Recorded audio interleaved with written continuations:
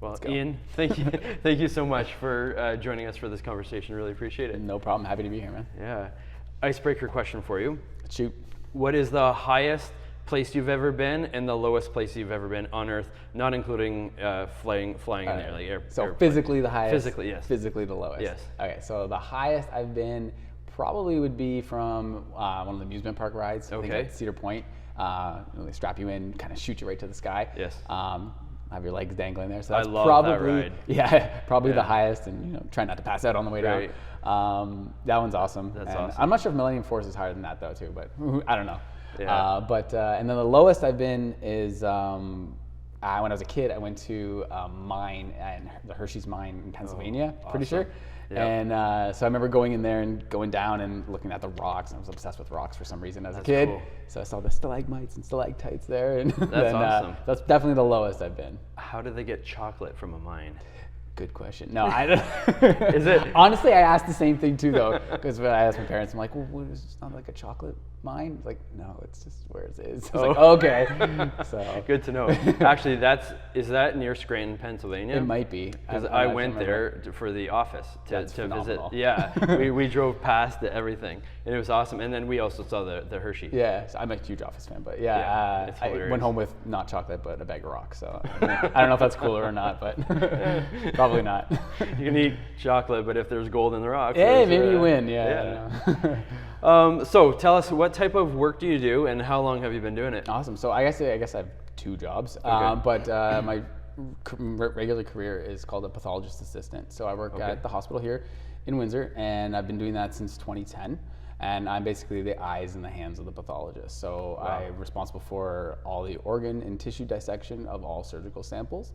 And then the other kind of part of that job is being an assistant at autopsy. So I perform the evisceration of the body at autopsy and assisting in all the autopsy procedures to find the cause of death with a pathologist. Wow, yeah, that's pretty awesome. And I know you do very good at what you do, because in the funeral industry, after the autopsy is done, we take care of their loved one, and I know that you do a good job because of what we see on our end. You see my work. Yeah. So somebody appreciates it, hopefully. Yes, absolutely. And we know that the families who entrust their loved ones to you can do so with full confidence. Right. Yeah. Now, why? Why do you do that? That's a good question. I kind of just fell into the role, as weird as that is, but I graduated with forensic science, and I was always into forensics. And then a position came up after I did an internship with one of the pathologists, and we wrote a paper together, and then eventually a position popped up. I applied for it to get some experience in interview, and I got the job, and I've been there ever since. So kind of got grandfathered into the position, but as a part of certification wise, but I fell in love with pathology and disease and trying to figure out this mystery of what happened to this person, and then I kind of had to look at it in one of 2 ways, because I mean a lot of people look at what we do, both of us, but especially what we do, as it's a very gruesome job, and truly it is. But we have to. Well, I always remember, and I always teach our students and people to remember that you're providing almost invaluable information to a family, and if not for that, then they may go on their entire life not knowing what happened to a loved one. And I think that that's a really important piece of evidence to give them peace in their grief as they move forward. For sure. Is to know what happened, or else they're going to ask themselves forever, right? And I will second that 100%, because when I'm sitting with the people, and if there's an autopsy, and some autopsies are just coroner ordered. Of course, some of it's just, they used to do every 10th person who passed away at a nursing home. I don't know if they still do that. We don't do that now. No. Okay, they used to do that, and maybe that was when I was working in Toronto. Oh yeah. And so those families weren't really as curious, because they kind of assumed they knew why. Right. But yeah, when it's a mystery, and when it's somebody who's younger and sudden, the family is 100% just really counting on that answer, like, why did our loved one pass away?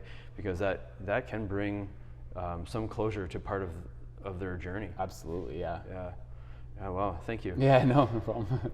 Now, you've had a very tragic death in your life, Mason. Of course. And so sorry Thank for you. that. Yeah, That's thank you. I awful. appreciate And now his life has had such an, in his passing has had such an impact on so many people.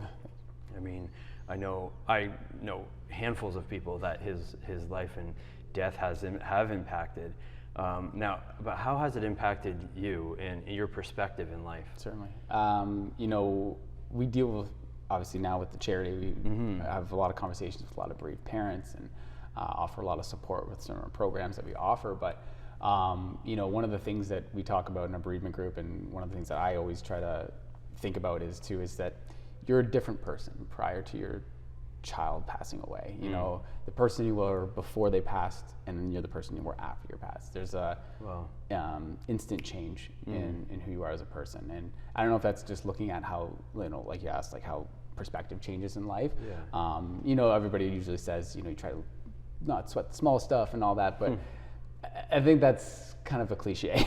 Right. You know, it's more, it's personal. You just have to try to figure out how you're going to kind of keep going, right? You know, because it's difficult, of course, for anyone dealing with grief, for a loss of anyone, but specifically when it's your kid and you realize, you know, that's not something that should have happened. Absolutely. And so I think that kind of pit that sits with everybody, especially when they lose a child, never really goes away. But what I like to say is that you try to figure out ways to continue to include them in your life. Okay. How are they still going to be a part of your life, right, you know, every day? And that's kind of how I look at it, right? Yeah, I mean, Mason's not here physically anymore, but how do I personally keep him alive for myself and for our family, for my kids and for my wife and for all of us together? Now I find that that's how it's changed me. Okay. I'm trying to figure out ways to bring him, honoring his life with your life. Yeah. And you're doing a good job. We're trying. You absolutely are. Thanks. Not every parent can do something like you've done, but I like hats off to you for what you're able to do in this. And obviously he would definitely be just touched by what you do. Yeah. So I know this isn't an easy conversation to have. No, it's okay. But I wanted to have this conversation with you because I know there are other people that are struggling with losing a child or trying to maybe help somebody who is going through that as well. And it's very hard. People are at a loss for words and they don't even know how to feel or what to feel. Right? But what about, my next question would be, what does the day in a life look like for someone who's lost a child? Wow. You know, like I kind of mentioned before about just trying to figure out ways to include them in your day to day. You know, every morning I wake up in the morning, I walk downstairs, I walk by his bedroom, right? You know, who now our other son sits in, Miller sleeps in, it's his room now. We tried not to change. We didn't change it too much. Still, obviously, his name starts with the same letter, so we still got an M on the wall, and things like that are the same. But you know, it's walk down, and I almost like say good morning to him every morning as I walk. You know, out of bed. Remember him being there, and he's always in there. And then you know, just kind of it's always there, no matter what. And I think, as time goes by, you know, most people think that, you know, things get easier, coping mechanisms kind of kick in and you keep putting one foot in front of the other. But, you know, every day that goes by is one day longer since I last saw him. Oh, man. And that's a perspective that a lot of people and families, I feel, have, is that you're still going farther and farther away. So every time you hit a milestone after the fact, I feel like it's, you know, it's just that one more year without him, And, you know, like our son Miller now is 4. So now he is older than Mason was. Oh, wow. So we've never had a child older than Mason, you know, and so Miller now, he's older than him. And for us, that was a big thing for us that now he's been, first of all, he's gone longer than we've known him. So Mason's now been gone for 5 years. And now Miller's older than him. So those kind of things are not triggers, but you feel the grief heavy with yourself. But But you know, I think each milestone would probably be a trigger of some sort. Oh, of course, yeah. Every birthday and Christmas, and especially with kids that have chronic illness or cancer, at least, you have more than one just immediate mourning day, or you know, there's a lot of negative memories associated with their struggle and their fight, and that happens kind of consistently throughout the year. So, but you know, you just rely on, you know, the people that support you in your community, and for us, it's the people in the community that support the charity, and that's been the biggest sense of support that have gotten us through our grief. Well, thank you. Yeah, and thanks for answering that. That was actually a question when I was talking with one of the people who faithfully watch this, one of the few and appreciated. Awesome. And I was talking to him, and he said, "That's something I'd like to ask Iain." So that's okay. Oh, wow. That's coming from one of our viewers, and thank you.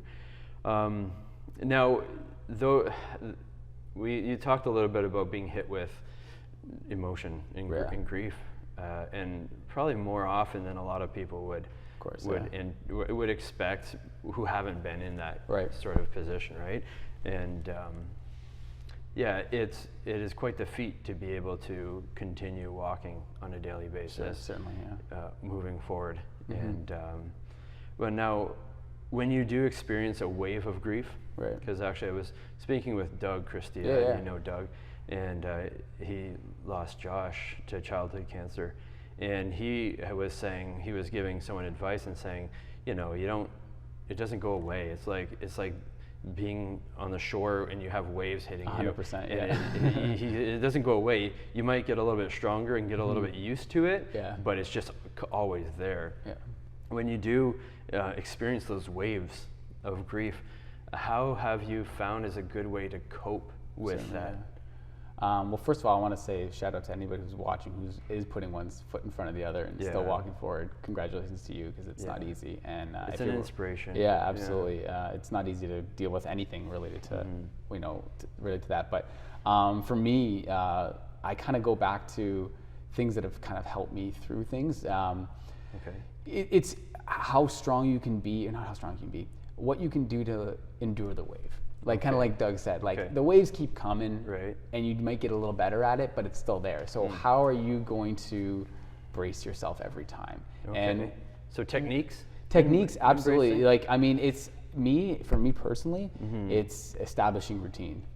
Is really important to me. I work out a lot. I listen to music that I love, that I'm so passionate about, which is heavy metal. But I established this routine, and I listen to a lot of other people in their struggle. And maybe not it's related to childhood cancer or loss, but just in general, just listening to people endure things is inspirational to me. I listen to Jocko Willink, who's ex-Navy SEAL, and he writes a lot about kind of like enduring and leadership and everything like that, and obviously it's through struggle. But one of the things he mentioned is, you know, as looking at your life as your child, especially he was speaking on loss of a child, and a parent asked him a question about how. And he lost the child? He hasn't lost a child, but they asked him how do they endure and how do they go on, because they lost a child, been through things, and he's a very insightful man. And he mentioned at the end of the day,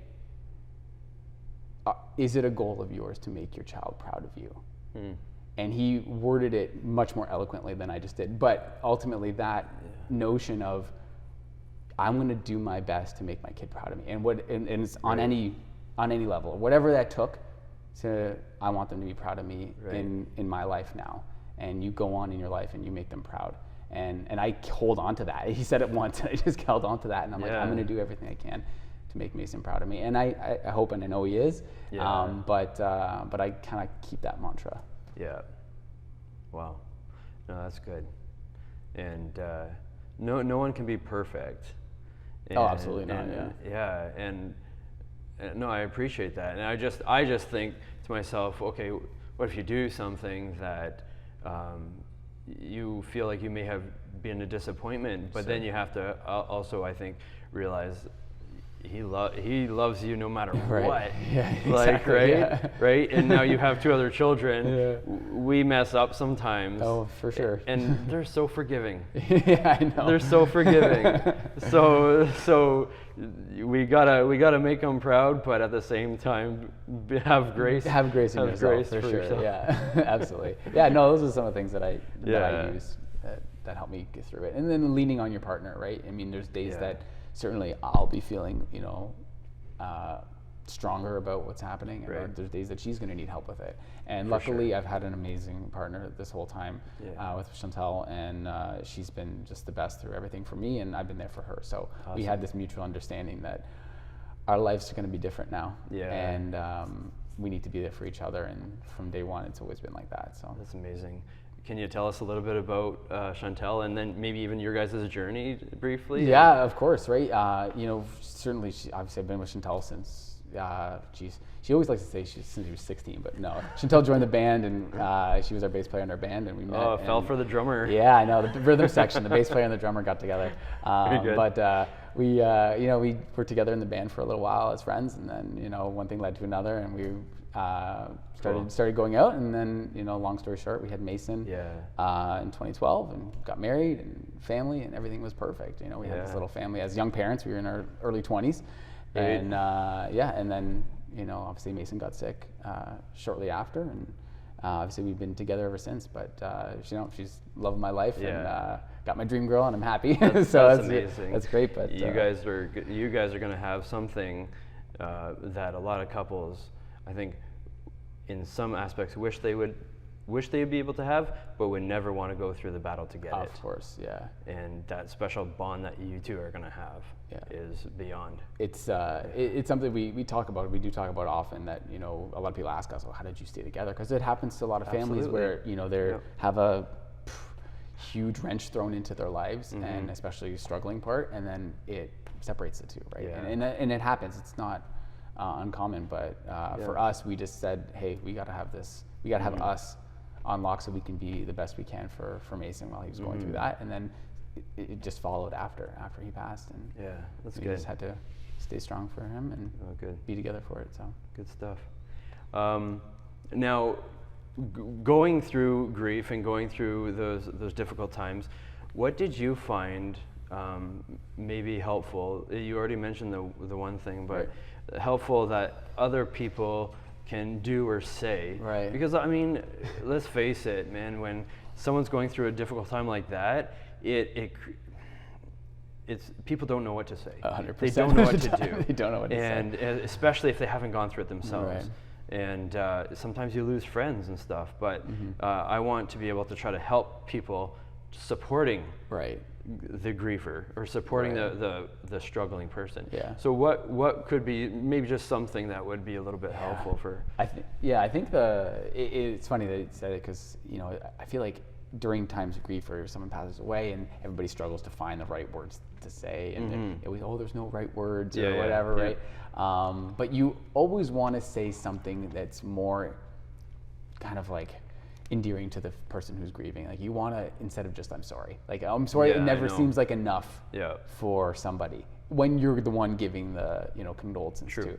But on our end, that was just all we need to hear, because I mean, unless the very similar situation happened, or a child passes from the same similar disease or whatever, lost a child at a young age at the similar situations, that's what you can relate to, because most people will never have that exact relation, and it's okay. That is but I feel like, as always, as a society, we try to pull from our experience, and that's fine too.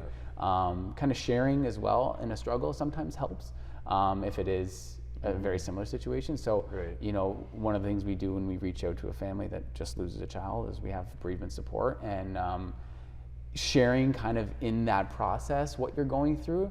When I was in your chair at this point, this is what I felt, and it's okay to feel like that. If you are or not, you don't try not to put yourself exactly in their shoes, because you're not the one in them. But nobody goes through exactly the same. 100%, it's all the same. But even yours and your wife's perspective is going to be a little bit different. Yeah. So sharing perspective can help in a certain sense, but trying to relate it, I always say is like, don't try to be exactly what it is. Yeah. It's kind of a no-no.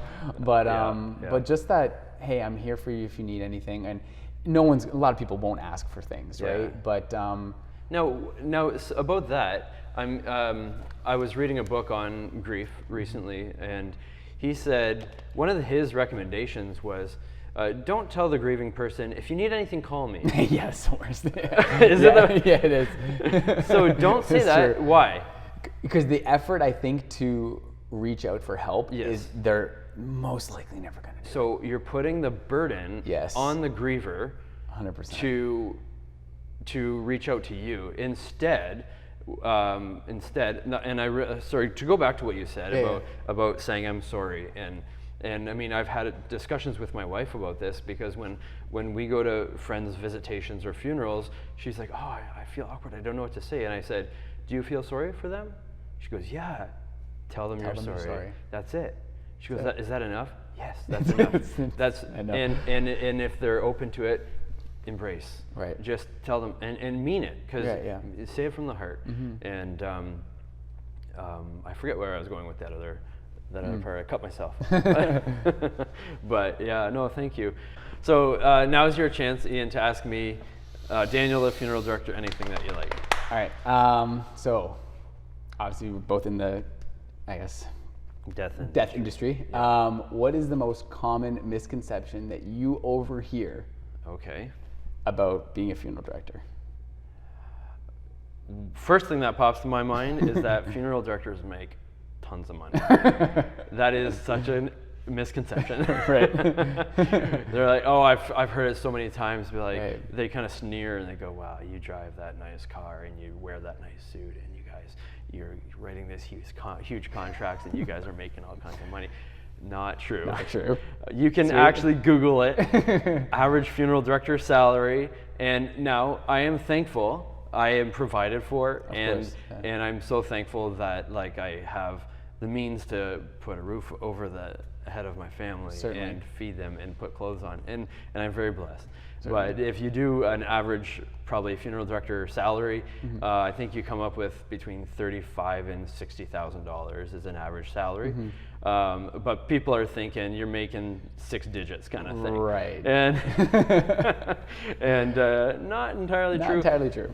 But why I do it is what brings so 100%. much value Absolutely. to the job. I think if it was more of a, what's a good career that I can make money for it, not the career path of choice for pretty much anyone.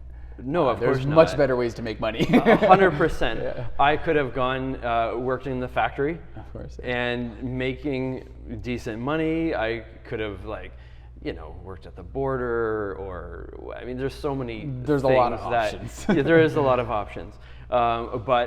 But I took my time, and I ended up choosing funeral services because of the caring and the ministry opportunity that's given to me.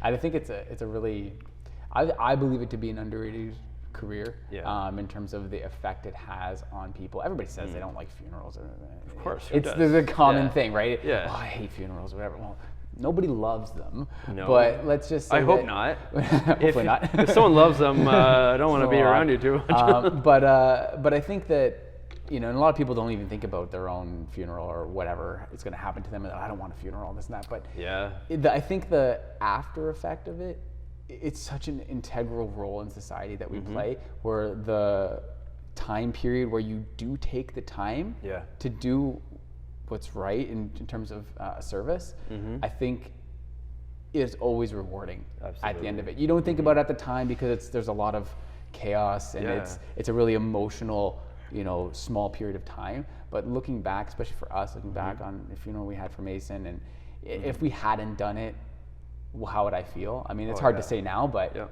ultimately, I don't feel like I got to see all these people come and give me, love and support, and honoring my son by being there that day, and it was heartwarming. Man. It's huge. It's a lot, 100%. Yeah, but I and think it's exhausting. It's exhausting, and but everything. it's being like a couple of those things that you talked about were supporting you up during some of the hardest time. And those people coming around and showing you love, that's you're like weak, they're helping support you and show you that love, and even having that service, like the service where you can really honor the life of your loved one. I mean, that's huge. People underestimate it all the time. Absolutely. And in our society, a lot of times now we're going to direct cremation, no services. I'm not a fan of that. I not just because I'm a funeral director. Like personally, I think that people can be cutting themselves short of that healing process that the funeral service can give, in the ceremony and the memories and moving forward. And so I think it's a strong piece of the grief too, is to be able to express those emotions, whether it's the grieving family or even the loved ones that are coming to support. Absolutely. No one feels good to cry or to get the emotion out, but I think it's an integral part of the grieving process. It's and the it has mourning. to happen. The mourning. I was talking with Chris Gavert about that in one of the recent videos, and that mourning is, and those tears. I was talking with the imam about that. Those tears are healing. In the mourning process and the weeping, we don't want to cry because we want to feel strong, but all of those grieving, the process of mourning is really important in the process of managing your grief. Absolutely, I 100% agree. Yeah, I just was trying to think of anything else that might be a common misconception, and one of the things is that those old movies where the funeral director just that tall, creepy, skinny guy that just stands there and hello, right this way, and they have like no sense of humor. Right. That's wrong. That's super wrong. Right? Yeah. We do have a sense of humor, and actually we laugh a lot, and we need to laugh a lot because of what we have to deal with. Bingo. Yeah. Yeah. Well, now can you just tell us what do you have going on in your life and what's going on here, something that you'd like to share with everybody? Absolutely. We're now, Mason passed away in 2016, so the charity that we set up, Fight Like Mason, in his honor, we made Mason a promise just before we passed, that we'd continue his fight for all the other families affected, and we tried to fill all the gaps and holes that we experienced as a family, from start to finish. Wow. So that was our goal, was to be able to try to help a family at every step of their medical journey, from the second they're diagnosed to remission and recovery, all the way into survivorship, and then unfortunately into bereavement if it happens. So we've just done that, and we've established over 10 programs specifically focusing on research to obviously not have a Band-Aid anymore, and that's hopefully one day we don't have to have the kids get sick, or they can make everything survivable, and that's the goal. But ultimately that's what we're trying to do with our mission, and just kind of change the focus of talking about childhood cancer, and because it is a taboo subject in the community. Certainly no one wants to everyone wants to turn a blind eye to it. So we kind of wanted to be out there in a positive way, and although our kind of life-shattering kind of experience that we've experienced, we wanted to show the positivity of what we can do, kind of with Mason on our back to help everyone else. Awesome. Well, thank you so much, Iain. Yeah. I really appreciate you taking the time and coming and having this conversation with us. I'm happy to have it. And again, I like that you're doing this because it's something that doesn't happen. So make it happen. Yes. All right. Thanks to all for watching. Thanks a lot.